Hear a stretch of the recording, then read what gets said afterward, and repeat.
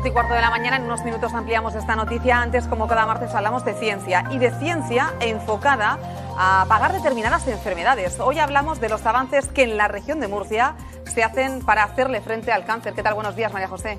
Muy buenos días. Pues efectivamente vamos a hablar de este trabajo que ha desarrollado un grupo de investigación de la Universidad de Murcia. Nos acompaña su investigador principal, el catedrático de Bioquímica, José Neptuno Rodríguez. Muy buenos días. Hola, muy buenos días. ¿Qué tal? Muy buenos días. Decimos que se hacen numerosos estudios, ¿no?, para hacerle frente al cáncer, y uno de ellos pasa por algunas plantas que ustedes utilizan en el laboratorio, ¿no? Cuéntenos.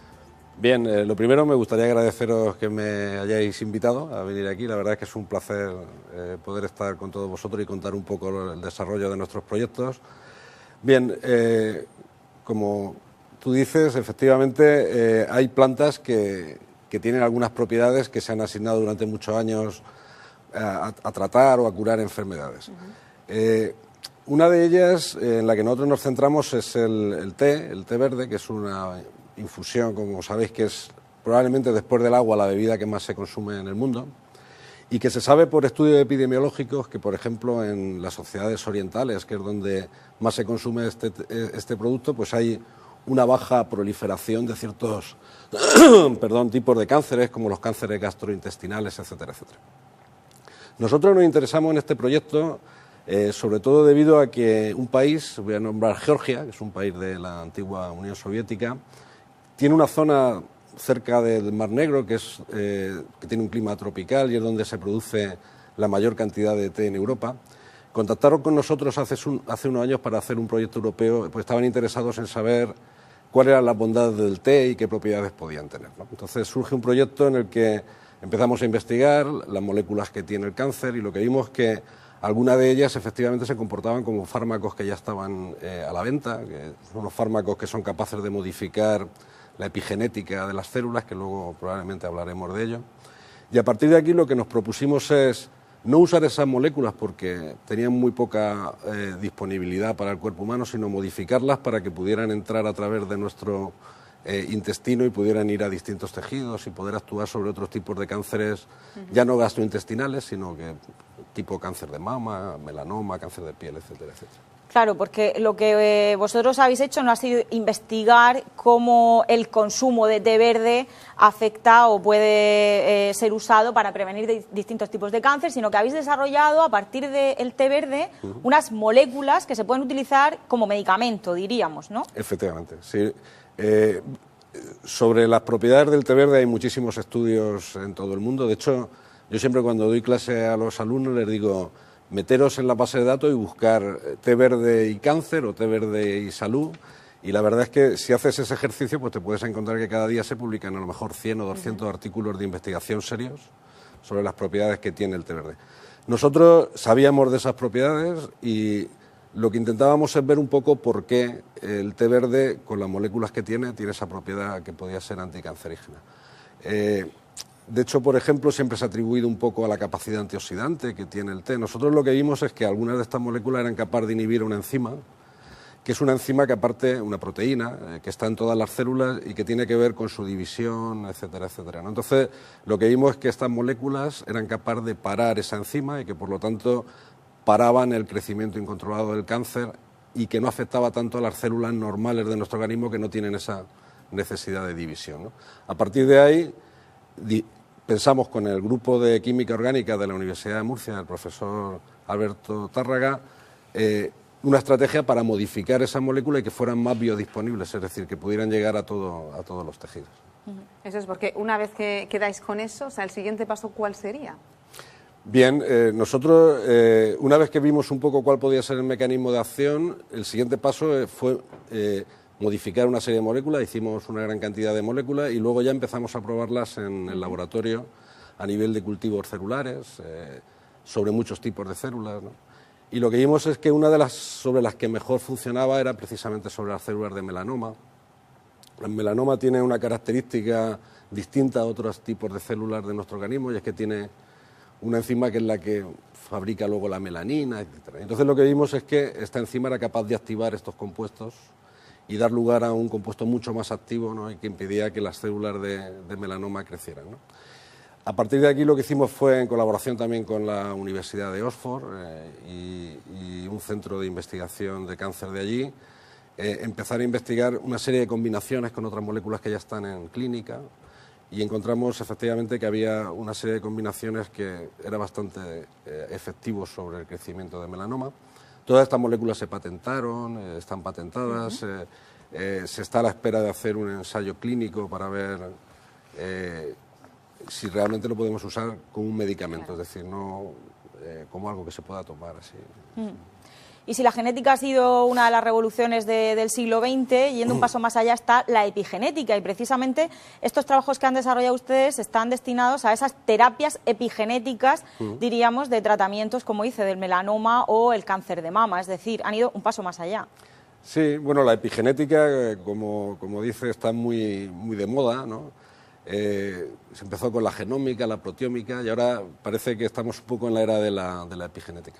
La epigenética es una serie de mecanismos que lo que hacen es que modifican ciertas, para decirlo así, ciertas propiedades, tanto del ADN como de las proteínas, ¿no? Más concretamente, lo que hacen es que se metilen o no se metilen estos compuestos. Esto hace que con estas pequeñas modificaciones se gobiernen todos los procesos de expresión de proteínas que tienen que ver con el crecimiento, proliferación, metástasis, etcétera, etcétera. De hecho, los compuestos que nosotros desarrollamos están un poco centrados a modificar la epigenética de las células tumorales, y modificando esta epigenética conseguimos que las células dejen de crecer, y las células al final, cuando ya no pueden crecer, pues por proceso natural lo que hacen es morirse, ¿no? Y por lo tanto hemos ensayado terapia no solamente en células en cultivo, sino también en animales de experimentación, con muy buenos resultados. Al final, estamos hablando del té verde. A mí sí que me gustaría que aclarásemos. Hemos dicho que ustedes lo investigan para desarrollar nuevas moléculas que darán lugar a fármacos. Habrá quien se esté preguntando en su casa, entonces, ¿bebo té verde, no bebo té verde? ¿Me va a resultar beneficioso? ¿Es un anticancerígeno natural? ¿Qué le podemos decir a esta gente que nos está oyendo hablar de té verde y de cáncer y igual tiene esa duda? Bien, este siempre es un tema bastante, entre comillas, peligroso, ¿no? Intentar modificar las conductas de la población respecto a lo que es bueno o es malo siempre tiene una serie de riesgos, ¿no? Es verdad que el consumo de té como tal, incluso aunque se consuma mucho té, en principio no tiene ningún riesgo. Por ejemplo, como decía antes, las sociedades orientales son capaces de beber litros y litros de té al día, ¿no? Y normalmente lo que se obtiene en ese tipo de poblaciones son bastante buenos resultados epidemiológicos de ciertas, o de prevención de ciertas enfermedades. Lo que ocurre es que cuando se habla de este tipo hay personas que, pensando que esto puede ser beneficioso, van un poco más, ¿no? Y entonces ya empiezan a tomar suplementos enriquecidos con algún compuesto que tiene el té, etcétera, etcétera. Y ahí es donde ya no hay unos grandes estudios de cómo ese consumo puede afectar realmente a la salud de la población. Hace escasamente un par de meses, por ejemplo, surgió un caso en Reino Unido de una persona que decidió tomar un suplemento enriquecido en uno de los componentes que tiene el té verde, que se llama epigalol catequingalato, que tiene una gran cantidad, 43 miligramos por taza, o sea, una cantidad muy grande, pero él tomó ese suplemento que tenía solamente ese compuesto. Y con el tiempo lo que observó es que en lugar de curarse del cáncer que padecía, lo que le surgió es una hepatitis severa, trastornos a nivel multiorgánico, etcétera.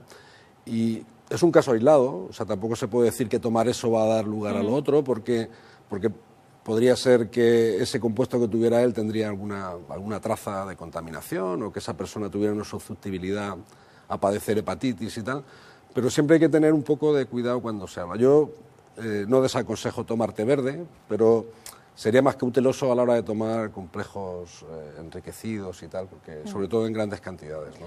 En cualquier caso, desde aquí, desde Curiosity, siempre recomendamos que en el caso de alguien que tenga una enfermedad, sea cáncer o cualquier otra, lo que tiene que hacer es acudir a su médico, ponerse en manos de los especialistas. Toda esta información que va surgiendo siempre es interesante conocerla, y serán los especialistas quienes la pongan a disposición de los enfermos, pero en ningún caso dejar de medicarse, o en este caso de la quimioterapia, por consumir té verde. Y también, a modo de curiosidad, decir que siempre el veneno está en la dosis, y hay quien se han dado casos de gente que con un consumo excesivo ya no de té, sino de agua, si bebemos creo que son unos 8 litros de agua de seguido, podemos llegar a un fallo renal. O sea que es que en muchos casos si nos pasamos, pues las cosas hay que hacerlas con cabeza y consumir de todo con moderación. Entonces, bueno, siempre mandar ese mensaje de cautela a la gente de, bueno, consumir té verde como otros muchos productos y alimentos, frutas, hortalizas, que siempre se recomiendan para tener una dieta equilibrada, pero siempre todo con moderación. Sí, siempre, lógicamente, las recomendaciones del médico. José Neptuno, muchísimas gracias por estar esta mañana con nosotros y acercarnos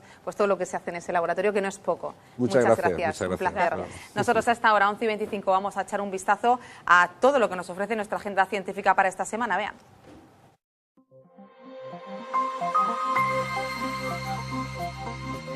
Comenzamos una nueva semana y lo hacemos como siempre con numerosas actividades que giran alrededor de la ciencia. Hasta el próximo 31 de marzo en el Museo de la Ciencia y del Agua de Murcia se puede disfrutar de la exposición Houdini, las leyes del asombro. Hasta el 13 de enero en la sala de lectura del Museo de la Ciencia y del Agua de Murcia se puede visitar la exposición Instrumentos musicales del mundo, de la época preinca hasta nuestros días. Una muestra temporal compuesta por instrumentos de la colección del musicólogo Roger Jaramillo. El jueves 13 de diciembre, en el Colegio Infantil Paseo Rosales de Molina de Segura, la Fundación de Estudios Médicos de Molina organiza la conferencia ¿Cómo está realmente el Mar Menor?, una charla impartida por el catedrático Ángel Pérez Ruzafa. Ese mismo jueves, 13 de diciembre, en el Aula Cultural de la Fundación Caja Murcia en Cartagena, a las 7 de la tarde se celebra la charla La crisis del siglo XVII en Cartagena. Será a cargo de Francisco Velasco, catedrático de Historia del Instituto Jiménez de la Espada de Cartagena. Hasta el próximo 22 de diciembre está abierto el plazo de inscripción del concurso MasterChef, que organiza la Unidad de Cultura Científica de la Universidad de Murcia.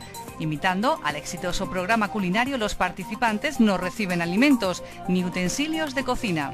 Ya ha arrancado el programa de actividades de la Navidad organizado por el Museo de la Ciencia y el Agua de Murcia. Este próximo sábado tendrá lugar el taller Las 3 P's, pipí, popó, papel, destinado a niños de 5 a 8 años. Se pretende que los más pequeños se sensibilicen medioambientalmente. Hasta el 13 de enero, en Arcua, se recoge la exposición temporal Ciencia frente al expolio, las campañas en el yacimiento de Nuestra Señora de las Mercedes. Una muestra que presenta por primera vez las piezas extraídas en las campañas de excavación llevadas a cabo por este museo. Todos los sábados y domingos a las 12 en el Museo de la Ciencia y el Agua de Murcia se celebra una sesión del Planetario Infantil, que este fin de semana estará dedicada a los animales, el